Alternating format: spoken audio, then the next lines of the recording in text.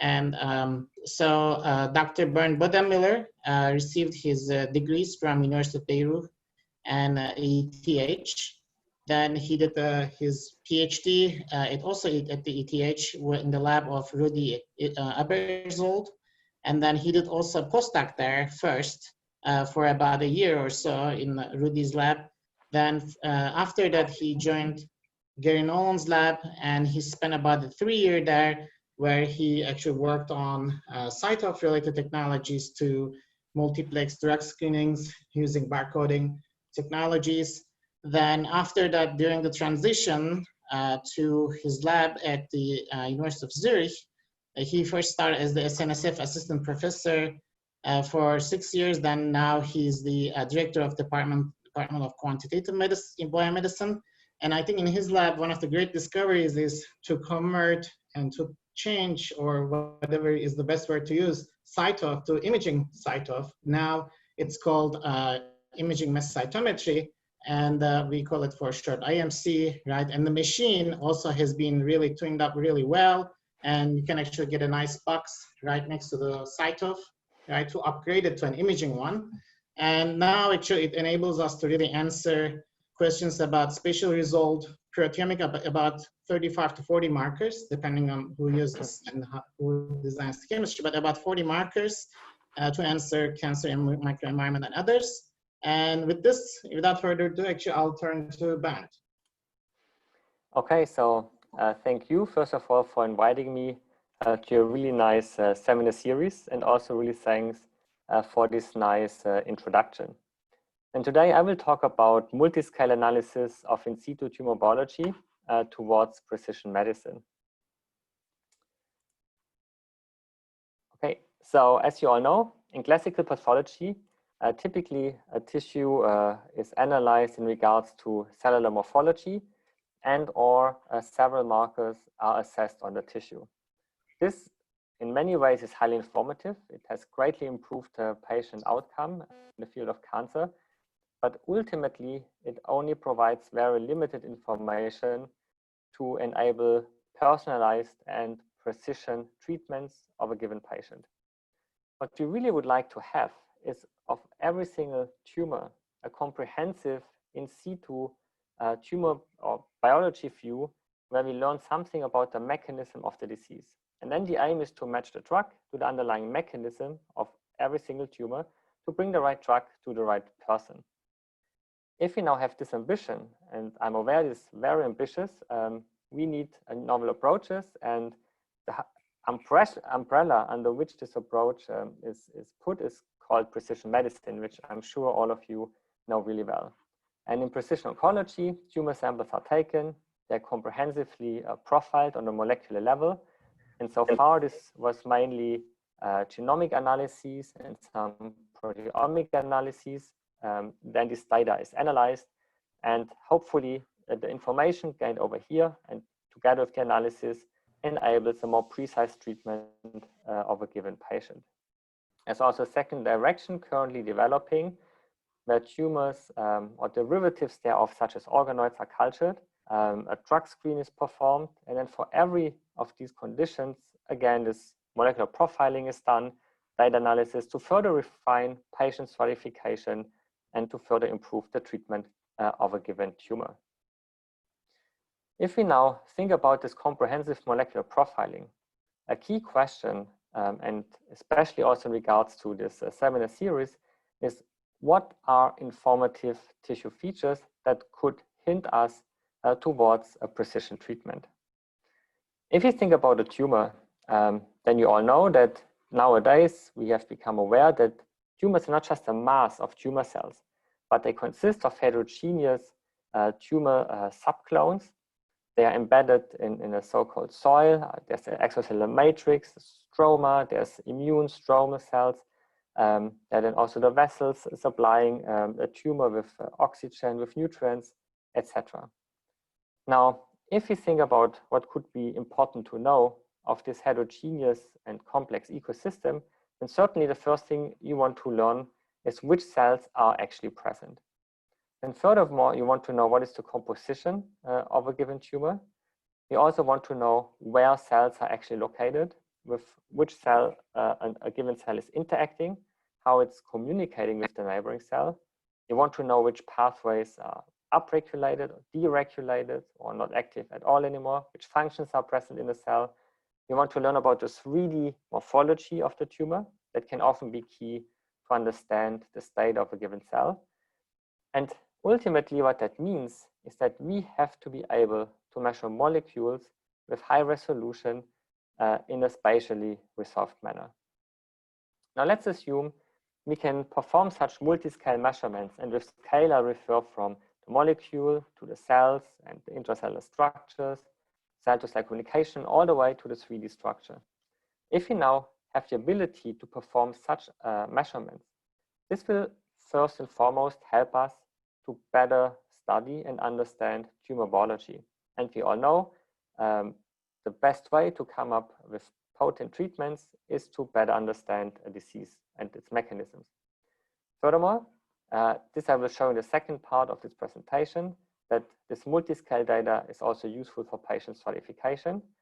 And third, each of these scales provides a level or an angle how this tumor could, or how tumors in general can actually be treated. If you think about the cells, then we can target cells. This here could be a HER2 positive breast cancer cell, and then we could use an anti-HER2 antibody for treatment. Or we can target pathways and inhibit them. Or we can target a process like angiogenesis that will prevent vessel formation. And very importantly, what has also been shown recently, and that is due to the success of the immune checkpoint inhibitor therapies, is that interrupting cell-to-cell interaction and communication can make a profound impact for the benefit of the patients to survive a disease, since blocking the cell-to-cell interaction will make a rather inactive, exhausted immune environment, putting it back into a more active state where the cells are again fighting against the tumor. So in order to enable such multiscale measurements from the level of molecule all the way to 3D tissue volumes, my group led the development of what is now called imaging mass cytometry. And here we take tissue sections as they're provided from pathologists. We then take those tissue sections and we also process them, in fact, like pathologists. And then we stain those tissue sections with antibodies that carry pure metal isotopes as reporters. And so in the end, we use the mass, or more accurately, the mass over charge readout in a mass spectrometer to know which antibodies were present in the tissue. The way we do this is that after antibody staining, we take a laser ablation instrument, and this laser systematically is shooting on the tissue. And whenever it hits the tissue, it removes a very small area. It generates a particle cloud of the tissue, and this particle cloud is transferred into the site of mass cytometer. And I'm sure that you all know that the CyTOF is nothing else than an inductively coupled plasma mass spectrometer, where then those tissue particles are atomized and ionized. And then in the time of flight mass analyzer, we determine the distribution and the abundance of the metal isotopes that were bound to a defined location on the tissue. And by inference, we know via the metal isotopes which antibodies were present. And also we can do a rough quantification of how much of a given antibody was present. And since we also have registered every laser shot, in the end, we can take all of this data and put them back together in silico to generate an image. And ultimately, one laser shot is equivalent to 1 pixel in a raster image. So here, just quickly about the antibodies that we can use. Basically, you can use all IgG antibodies. They can be readily be coupled to a polymer that can be loaded with metal ions. This polymer contains a melamide group, so you can bind it to a free tau group. And we also developed approaches where you can actually stain whole tissues with metal, which then provides images that are very similar to an H&E stain that the pathologist is doing. Also here, just quickly, highlighted in red on this periodic table are the elements that we can use in imaging mass cytometry. Mostly we rely on the lanthanide series, or the so-called rare earth metals that start with lanthanum, continue with praseodymium, all the way over to lutetium. And using those has several advantages. First, despite being called rare earth metals, it's actually fairly abundant. You all have in front of you a computer, and your computer contains actually quite a bit of rare earth metals. Except for promethium, these are also non-radioactive. And importantly, as far as we know at least, one can never exclude that in nature, but as far as we know, none of the rare earth metals are needed for biological processes. That means if you measure tissue alone without this antibody staining, you have extremely low background signal on these rare earth metal channels. Finally, they have a very similar chemistry, which greatly facilitates labeling many antibodies with the same polymer. And on paper, there are 100 isotopes available for mass cytometry, but practically in the moment, we have routinely 40 channels available. And with some tricks, one can get a few more channels, but in a routine manner, 40 channels can be used. Now, a big advantage of metal isotopes as reporters, and I will come back to that in a few slides, is that we overcome one of the big challenges of fluorescent-based approaches. Because here you see the emission spectra of 8 different fluorophores. You have a large overlap among the emission spectra. That makes it difficult to measure many molecules simultaneously, for example, in fluorescence microscopy. Now, by replacing those fluorophores with metals and imaging mass cytometry, we largely solve the problem of the overlapping channels and therefore can image many more molecules simultaneously in the tissue. So here, I just want to mention that by and large, we solved the problem of the overlap, but there's still a little overlap from channel to channel due to the mass spectrometer behavior, due to isotope impurities, etc. And therefore, what we developed, and the original idea came from me to Zanotelli, is that in my group, is that we can actually compensate, similar to flow cytometry, in fact, this signal spillover. And you can see up here, there's the signal of carbonic anhydrase. We have a spillover in the adjacent channel. It's in the very low % range. And there's also some spillover in the next adjacent channel. And by using non-least square compensation scheme, you can see here that the spillover is basically gone in the adjacent channel, and that in the next channel where there actually is an antibody, also some artifacts are removed. And if we then segment this image and we look at the spillover in the uncompensated versus the compensated situation, you can nicely see how now we have a very clean and clear signal that does not suffer anymore from spillover artifacts. And by now, imaging mass cytometry images are really akin to fluorescence microscopy images. Here we imaged A431 cells. You see to the upper right, the nuclear stains. To the left, you see phosphorylation of PLC gamma 2 that is increased after stimulation of the cells with EGF. To the lower left, you see phosphorylation on histone A3, which marks condensed chromosomes in the M phase. And you can nicely see how you see the lined up chromosomes that are separated into the soon-to-be daughter cells. Here's another example where we imaged an MDA-MB231 breast cancer cell line. In blue, you see again a nuclear stain, in green vimentin, in red CD44. Now, if we zoom in, you can nicely see the vimentin filaments, or over here again, a mitotic cell. I have to say that we extensively validated imaging mass cytometry compared to fluorescence microscopy, as well as compared to immunohistochemistry. And what we found is that there's a very high correlation between these different measurement modalities, but some of the challenges and artifacts that fluorescence microscopy and immunohistochemistry bring, we do not observe this in our technique. What has to be said, the other way around, if you now look at this direct comparison of immunofluorescence imaging and imaging mass cytometry. Here we co-stained the same tissue with identical antibodies, half of which were labeled with a fluorophore, the other half with an isotope.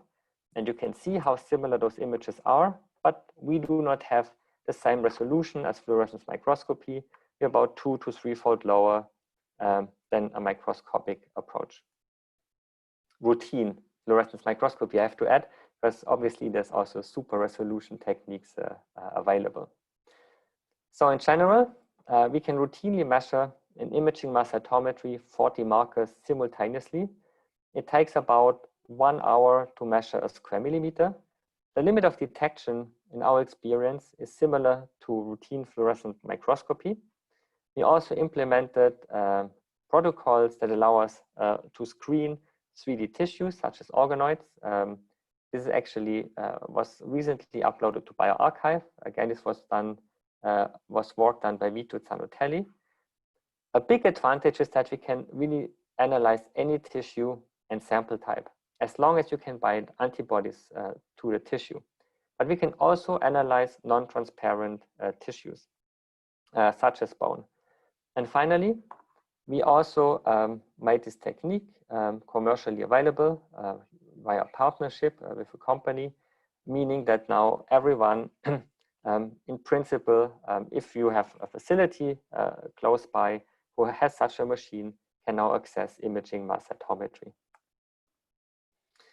Now here, a quick view on a distant bone metastasis from breast cancer. In yellow, you can see pancytokeratin. In red, you see CD68, and DNA is shown in blue. We then zoomed into the region that is highlighted here in the white box and did the higher resolution scan with immunofluorescence imaging, and we analyzed the same region with imaging mass cytometry. Now, if you compare these two images, then several things become evident. So first, in the region here to the lower right and to the upper right in fluorescent imaging, you can see a lot of what we believe is autofluorescence because it's basically absent in imaging mass cytometry. And everyone working with fluorescent imaging in human tissues, especially FFPE tissues, knows that autofluorescence can be a big challenge to deal with. Furthermore, you can see regions over here or here that seem to be overexposed. Also, if you look to the left side, to the whole slide scan, there are also regions that clearly are overexposed. And that is due to the fact that the dynamic range of fluorescent techniques is not very high. And although it's even higher than immunohistochemistry, it's still not very high. And in imaging mass cytometry, in other mass spec-based imaging techniques, the dynamic range is between 10 to the power 4 to 10 to the power 5, which is about 100-fold higher than fluorescent approaches and perhaps 500 to even 1,000-fold higher than immunohistochemistry. Also, we do not have a limit in the field of view that we can image. We also do not get any tiling effects, since often fluorescent microscopy, people image region or field of view, next field of view, next field of view, and they stitch this together. And there we typically see lots of tiling artifacts. And since we do simultaneous detection of all antibodies, we do not have to optimize the order of antibody staining. And this is something you really have to optimize in serial imaging techniques. And also, we do not see any tissue degradation artifacts that, again, you will see in serial staining, imaging, destaining approaches. These are just more markers, but I will not go into that detail. Another approach that we implemented is how to choose the best region on a tissue section. So here you see a pancreas tissue section. You can see this is probably 2 times 1 roughly centimeter area. And here we wanted to choose the islets to be imaged in imaging mass cytometry. And the way we approach this by now in my group is that we take those whole tissue sections and we first stain them with fluorescently labeled antibodies. Then we use a slide scanner. And such a scanner is fantastic since you can scan many, many slides simply overnight. Afterwards, we can choose the regions that we want then to analyze in imaging mass cytometry. we can stain this tissue then with metal-labeled antibodies, if not done already. You can simply load the coordinates, and then the machine will just analyze the regions you're interested in. And here you see a comparison. Here the islets are stained with synaptophysin in fluorescent microscopy. And here to the right, you see the very same region that then was imaged with imaging mass cytometry. And again, you can actually see that the data that you get out is very similar. We further developed a method that allows us to simultaneously image transcripts and proteins by imaging mass cytometry.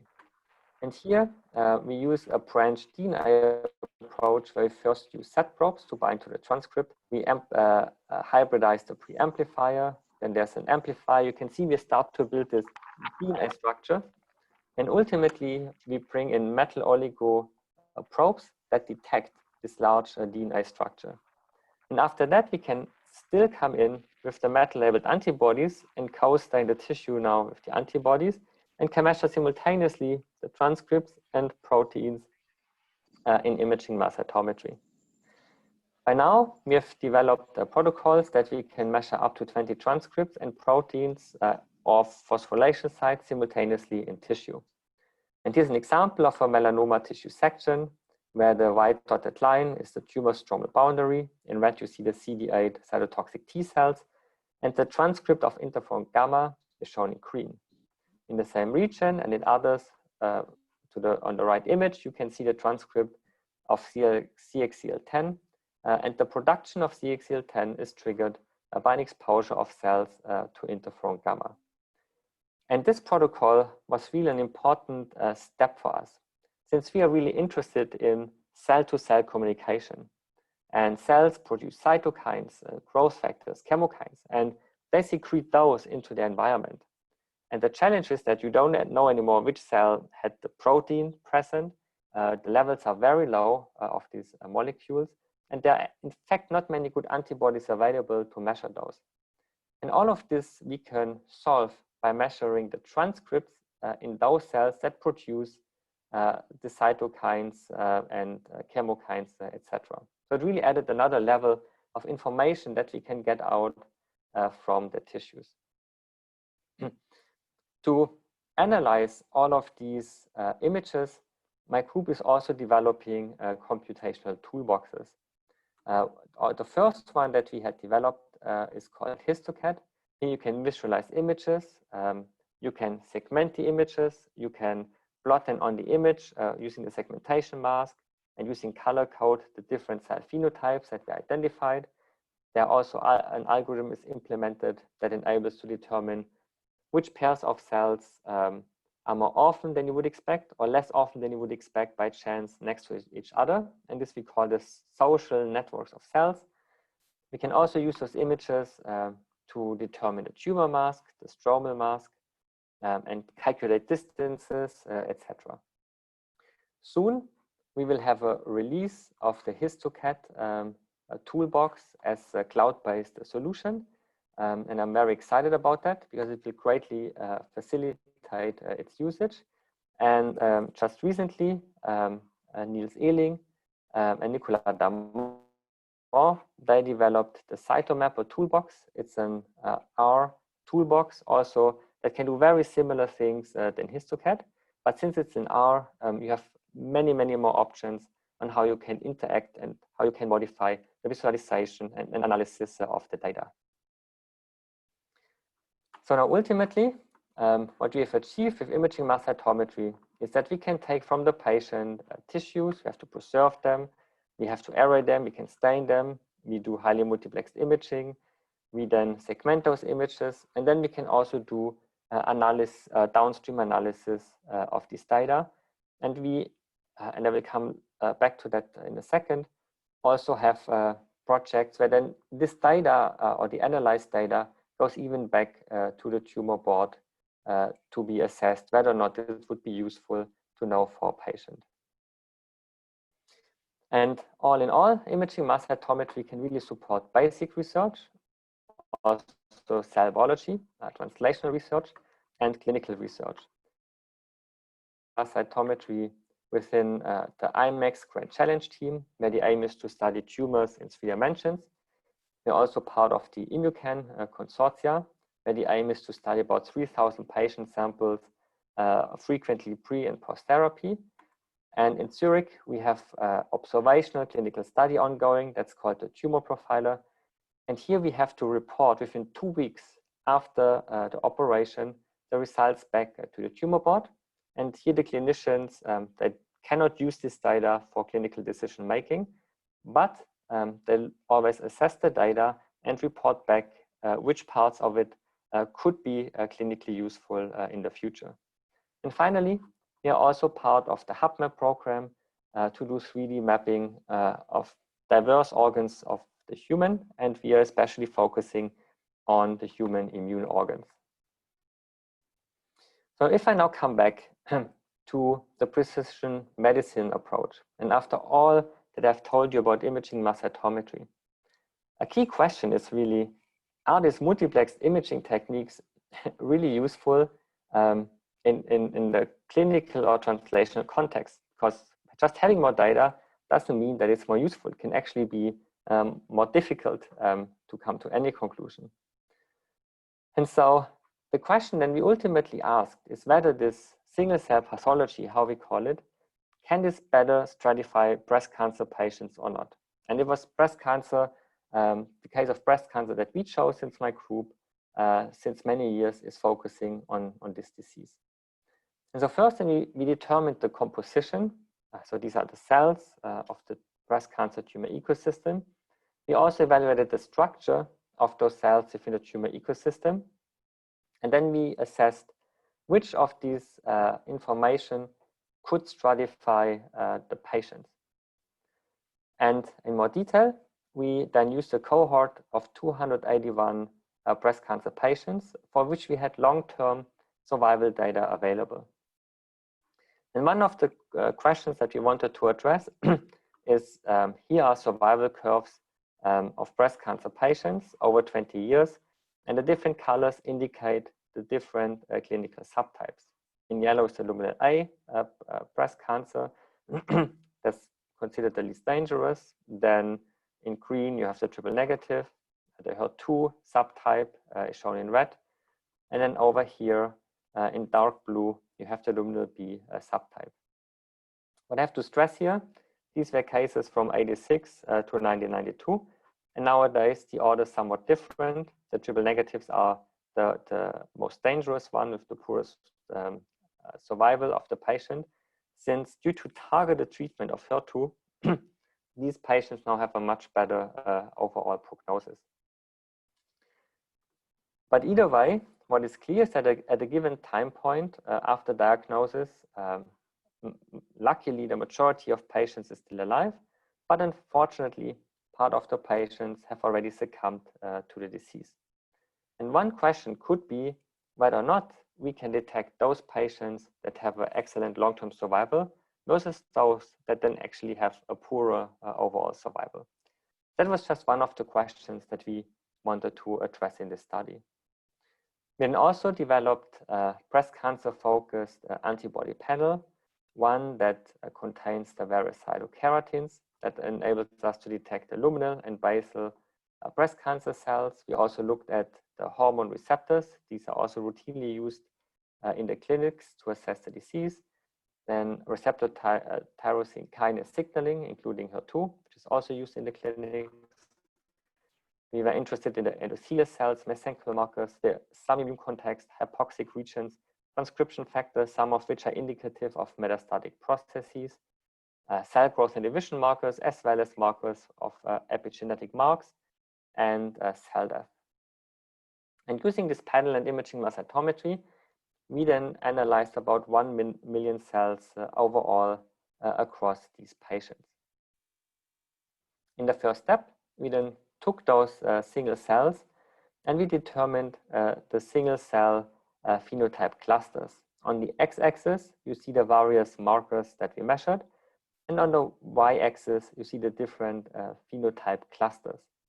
And the markers, the expression of the markers is shown on the heat map from a color scale from blue lowest via yellow to red highest level. In order to facilitate the biological interpretation and the downstream analyses, we performed meta-clustering of the phenotypic clusters. And for the next few slides, what you should keep in mind is that a green color indicates immune cells, light blue color indicates stromal cells, and all other colors indicates epithelial cells, or most likely breast tumor cells. But I think what is important already to stress here is to show that there are really many different phenotypes present across these 281 patients, which again shows us what we all think we know, is that these tumors are actually fairly heterogeneous. The next question that we asked is, how are these phenotypes distributed across the current clinical intrinsic subtypes? So here to the left, you have the hormone receptor positive subgroup, that's HER2 negative, or these are the so-called luminal A's. Over here we have the luminal B. Over here we have the HER2 positive, and over here the triple negative breast cancer patients. And on top we then plotted the single cell density of all of these different phenotypes. And what becomes very clear with a single glance is that the current classification does not reflect the phenotypic heterogeneity that we discovered across this patient cohort. Once we saw this, we turned the analysis around. We plotted for every individual patient the cellular phenotypes the image contained, and we plotted, you can see this here to the right, the single cell density. And once we have done this plotting for every patient, we performed hierarchical clustering of the whole patient cohort. And what you can immediately see, simply looking at the colors, is that there are patient groups that share what we call the single cell pathology phenotypes. Because you can see here this group of patients that contains those pink cells, or here the blue cells. Now over here, the so-called red cells. Of course, these are not cells in that color, but you can look to the left what phenotype they actually have. And all in all, we found 18 distinct single cell pathology groups within this cohort. Then we wanted to know how these groups relate to survival. And here you see a Meyer-Kaplan plot of the clinical subgroups. So here the line that is orange, these are the luminal eye tumors, and you can see these patients have a fairly good survival. The worst survival have the triple negative patients, they're shown in green. In pink, these are the luminal B. They also have ultimately an equally bad survival than the triple negatives.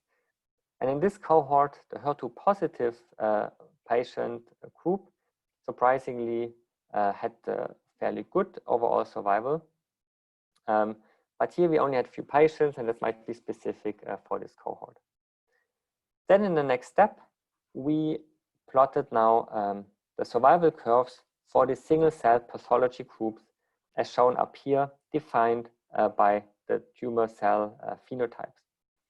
And here we found for those images where we had the enrichment of hormone receptor positive cells, so ER and PR positive cells, we could distinguish patients that had an excellent long-term survival from those that then had a fairly poor survival. And I forgot to mention that the black line is the survival of the whole cohort that we analyzed here. We then also had other examples, for example, for those patients where we had still few hormone positive receptor cells. Also here we had one subgroup where we had very good long-term survival, and others then that had a very poor survival. And even among the triple negative tumors, we had a subgroup then that had a very good survival, while other subgroups, as expected, had a very poor overall survival. And what this showed us, this analysis, is that we actually can stratify patients that have a good prognosis, and at the same time, we also find those patient groups that then have a poorer than expected prognosis from what you would expect from their clinical subtyping like luminal A. A big advantage that we now have, given the highly multiplexed data, is that we can now go back and look more closely into the underlying biology of the single-cell pathology groups. And here, we actually found something striking. When we, for example, compared the single-cell pathology group 1 to single-cell pathology group 3, we saw that they contain the same, I now simply call it the brown breast cancer phenotype. But although they contain the same tumor cells, you can see that the survival curves are vastly different. And what Jana Fischer then discovered or proposed, that it might be the overall structure of the tumor cells that actually determines the survival of a given patient.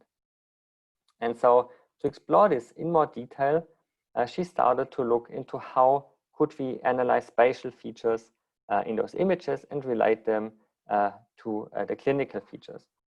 And what we typically do is we take the images. You have seen this before. We can map on top the different phenotypes on the image. I've already shown you before that in HistoCat, we look at this social network of cells. But then Jana had this great idea to look at communities of cells. And the way she approached it is she took those images with the cells plotted on top. Then each cell became a node. Neighboring cells were connected with an edge. So simply she created a graph based on such a tissue image. And then she used the Louvain community detection algorithm to determine the cellular communities that were present within each of these tissue images. And by doing so, Jana discovered several striking things. So here you see all 23 epithelial communities that she identified. And if you now, again, simply look at the color of each of these communities, on the x-axis, you see the average cells per community, you can see that there's typically only one cell phenotype present within a community. Where they differ, however, is in their size. We can then find those small communities. A different community has the same tumor cell phenotype, but larger communities, and others still containing the cell tumor cell phenotype, but they're forming like sheets on the tissue. And here it became clear that the epithelial communities are driven by homogeneous phenotypes, but by the size those communities form in the tissue. When she then looked at the stromal communities, it was very different. So here, these communities, overall it's 28. All of them contained a variety of immune and stromal cell phenotypes. And although they're also driven by the size, they're clearly also driven by the overall composition. So if we now go back to this single-cell pathology group 1 and single-cell pathology group 3, where 1 had the excellent long-term survival and 3 had a fairly poor survival. When we now look at the communities that the tumor cells formed, we can see that in single-cell pathology group 1, these cells fall into the community number 23. And in the single-cell pathology group 3, the tumor cells mainly fall into the community number 17. And you can see, while there's some overlap, they're mostly distinct from each other in regards to the community that they contain. And then Jana systematically followed it up, and she calculated the hazard ratios for all of the tumor and microenvironmental communities, as well as for other features that we had for the patients, such as grade and clinical subtype. Now, if we go to the left, we have a poorer prognosis, and to the right, we have a good prognosis. And when we now look closely here at this community 17, that was associated with single-cell pathology group 3, indeed, it's associated to poor prognosis, and 23, that was associated with good prognosis. Again, that is something that we can find here. But there were much more extreme examples, such as this tumor community 15 and 5, where again you can see when cells are dispersed, patients had a poor prognosis, while if the same tumor cell phenotype formed these large sheets, these patients actually had a fairly good prognosis. And there were other examples where we found exactly the same thing. Now, there were also striking examples among these cellular communities from the tumor microenvironment. And here you can see two communities that are associated with good prognosis. But what is striking here is that those communities are mainly found in triple negative tumors. And triple negative tumors are those that currently have the poorest prognosis. But this shows in this case that having a certain microenvironmental community in these tumors turns it around into a fairly good prognosis tumor.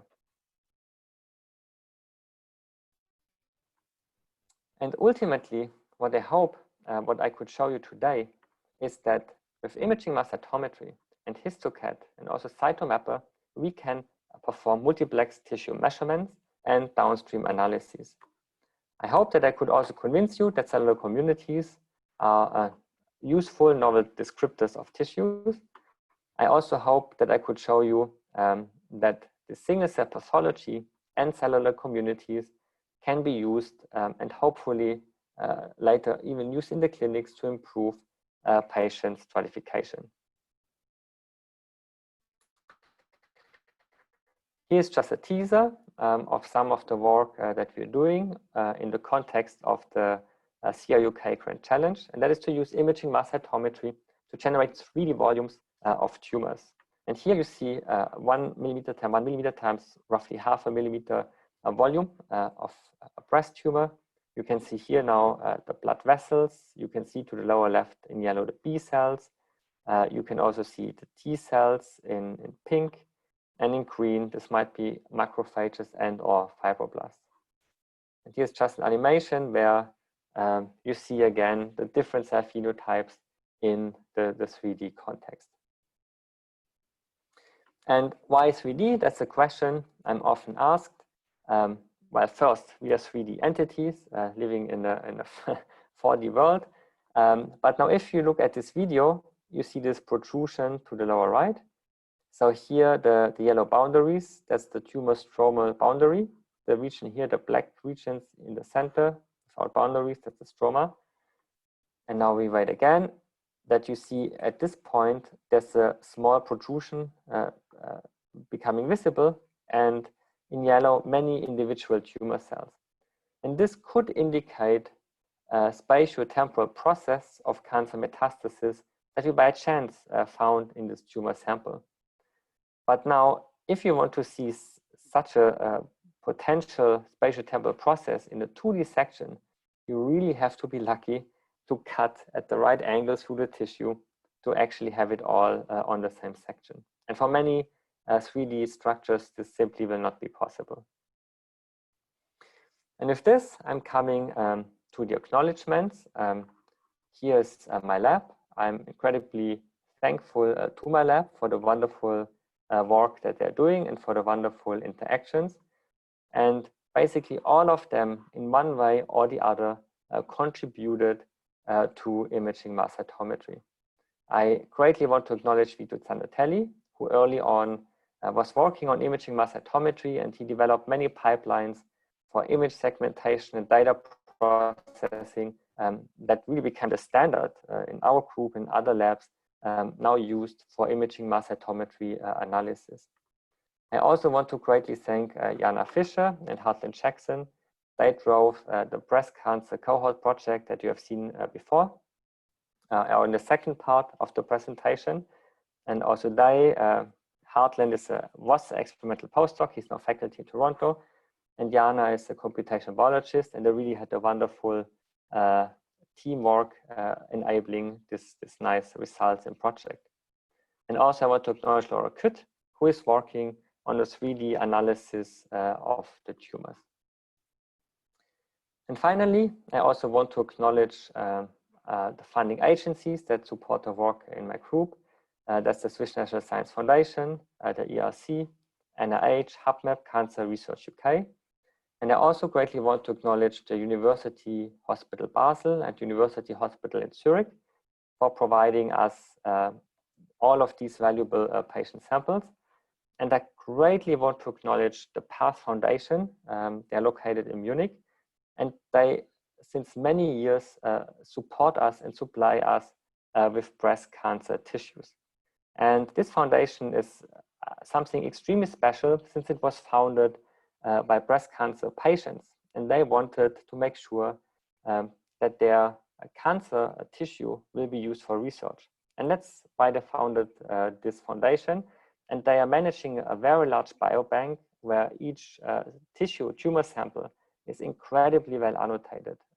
It was incredibly constructive, positive, and an incredibly good experience to work with the PATH Foundation. And I hope that we will do so for the many years to come. And with this, I want to conclude my presentation.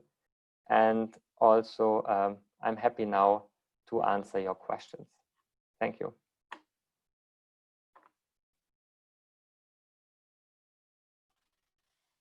Thank you, Bernd, for this great presentation. So as we did before, if you have questions, you might want to unmute yourself and ask directly. Otherwise, please type on the chat. We'll read it for you too.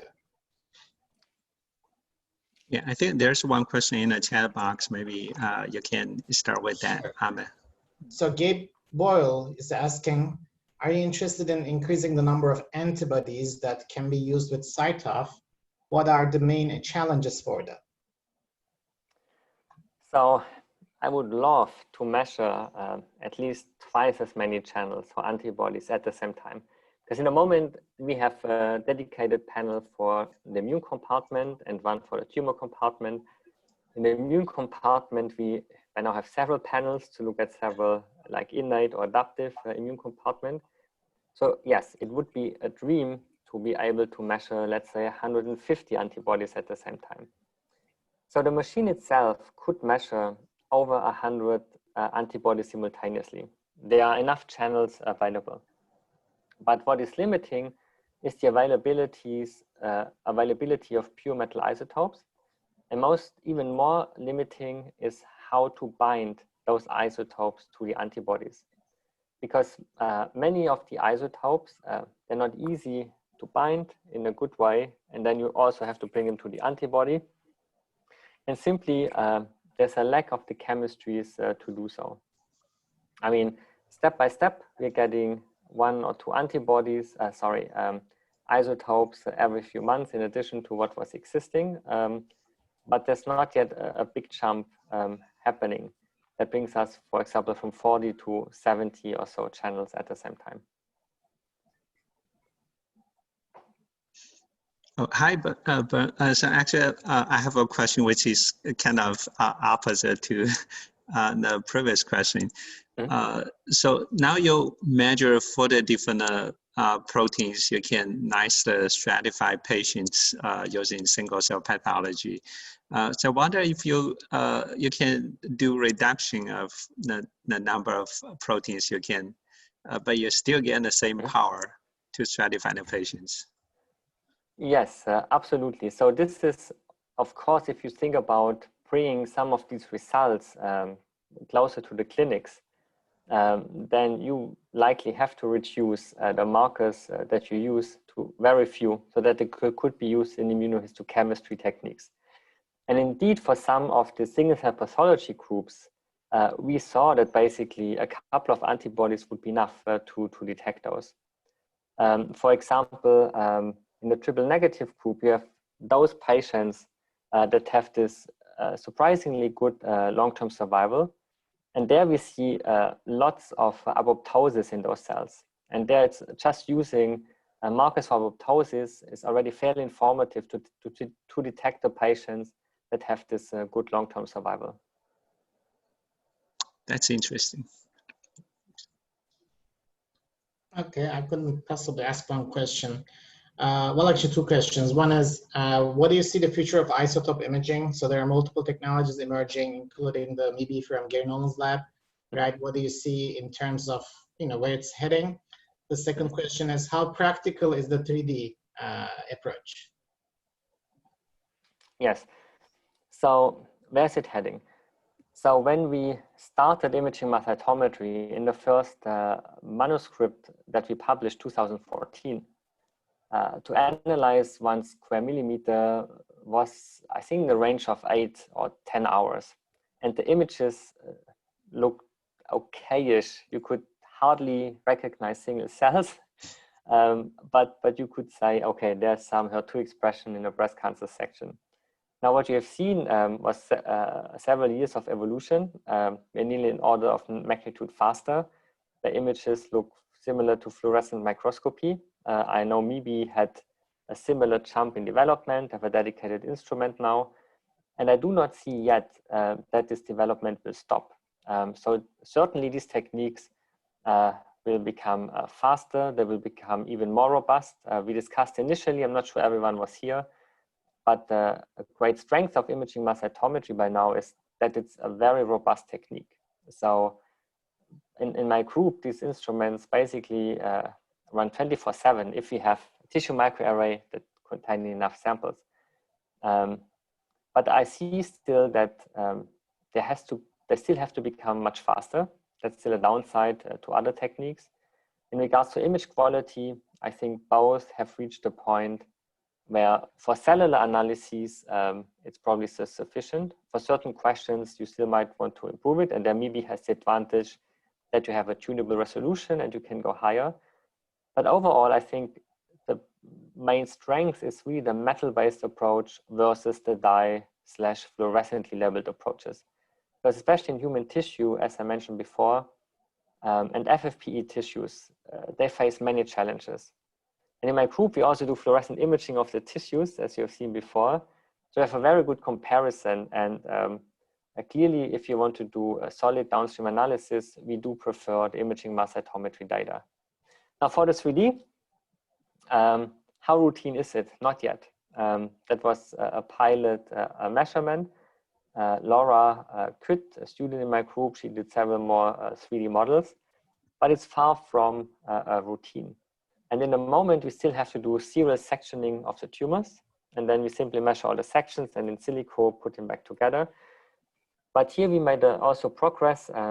I have a postdoc in my group, and he is developing a method where with the laser ablation, we directly go 3D. And so he's called Marcel Burger, and he also already has the first proof of concept measurements that this is possible. And that would also help in many regards. But for the near future, I would not say that 3D is actually routine. There's still a lot of things that have to be done.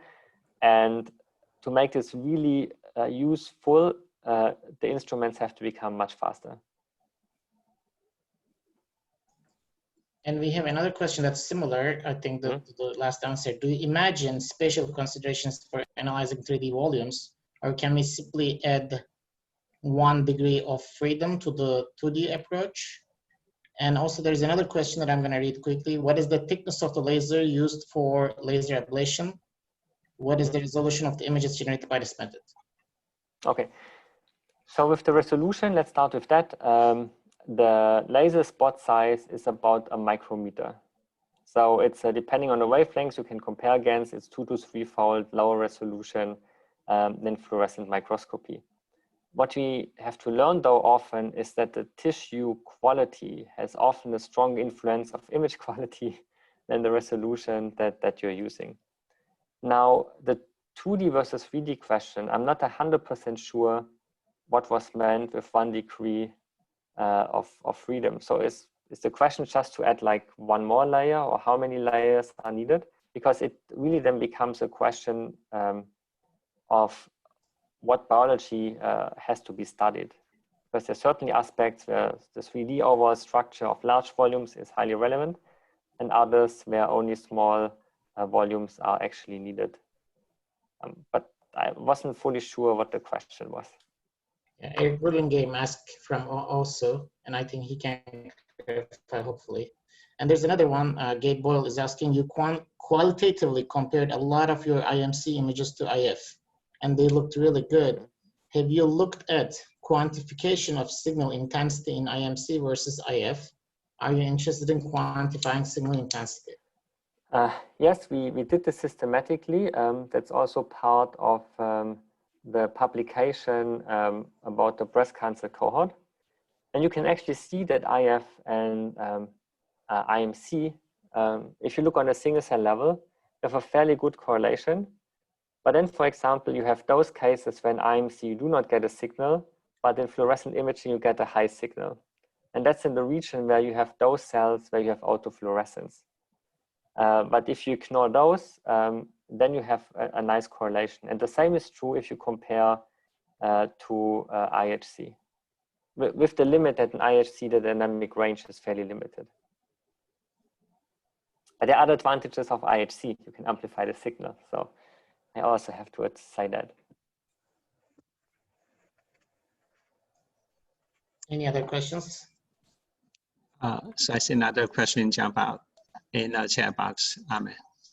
Sure. Based on what you have seen, do you find the composition of individual cells in tumors matters, or are the cellular communities or size and types of regions more important for stratifying patients? So in a study that I've presented to you, in another one that we have published a year before this one, where we used suspension cytometry to analyze breast cancer patients.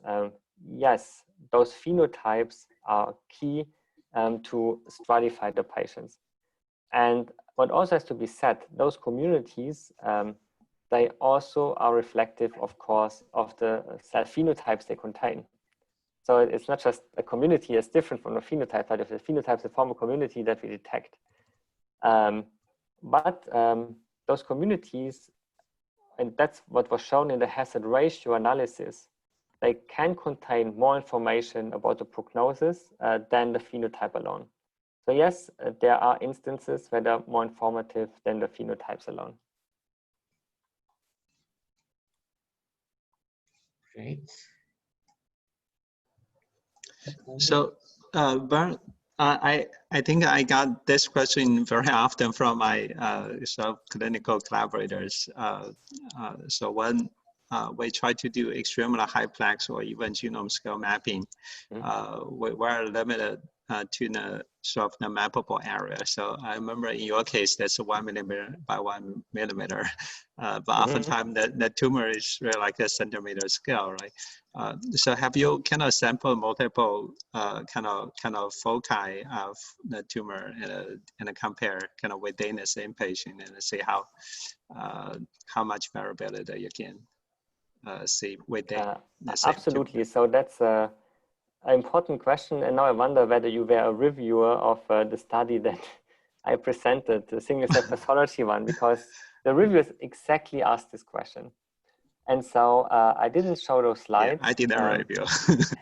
due to time reasons, but we did image 4 regions of a tumor, and then we analyzed how redundant or non-redundant information is that we get from these different regions. And what was interesting is that there are some single cell pathology groups where the 4 regions basically yielded redundant information, looking at the tumor cells. But there were some single cell pathology groups where we found that the 4 regions are actually needed to get a more comprehensive view. So the answer in a way is it depends.